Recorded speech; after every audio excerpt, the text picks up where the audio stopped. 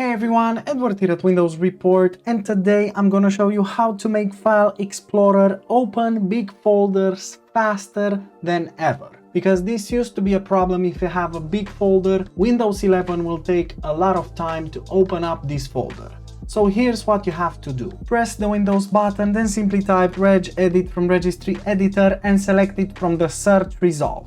Now in here, navigate to the following location: HKey current user, software, then expand Microsoft.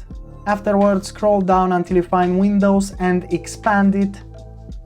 Then expand Shell. Afterwards, open up Bags.